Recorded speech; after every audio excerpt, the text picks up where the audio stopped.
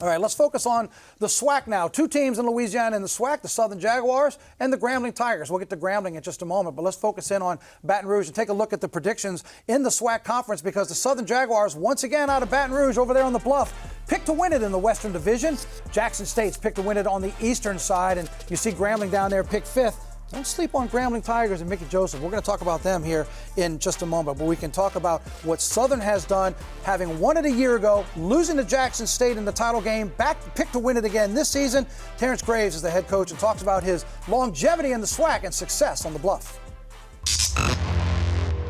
I'm coaching the sons of players that I coached, and this is my 31st year in the SWAC, and I've been coaching 33 years altogether, but I've been in the SWAC for 31 years. So it's been a blessing. It's been a great time to be able to see these young men grow up and become great fathers and great leaders, and now coaching their sons, and they're bringing their sons on campus, and they're telling them, this is my coach, and you playing for my coach, and things of that nature. It's a blessing.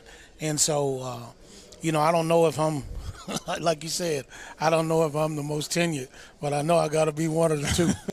Jaguar fans will hear a lot of the last names pronounced. You know their dads played, to Terrence Graves' point. Now he's coaching their boys. How about this young man, Kelby Givens, Scott? Preseason SWAC Defensive Player of the Year, reigning Defensive Player of the Year from a year ago, all SWAC first team. What's interesting is you see the highlights here. You'll see him line up on the right side. Now he's on the left side. Talk about what that means. We talked about Harold Perkins earlier, but this is a guy that can do it from any side, either end on the defensive side of the ball. Yeah, this guy is going to see playing time on Sundays as well. When you have a player with this type of versatility, you can line up on the right side and left side. You make offensive linemen, you make offensive tackles and offensive coordinators sweat, because you have no control over where he lines up. They're going to pick the guy that they want him to pass rush against. And when you look down at these stats, 27.5 tackles for loss and 12 sacks. This guy is playing on the other side of the line of scrimmage and disrupting offenses. Yeah, forced 3 fumbles. He led the FCS in tackles for loss with 27.5. You see his numbers there, and high expectations for what he will do on the defensive side of the ball. Offensively, Southern lost more than 70% of their touchdowns scored a year ago, but they're going to be tough on the defensive side of the ball. We'll see what they can match up there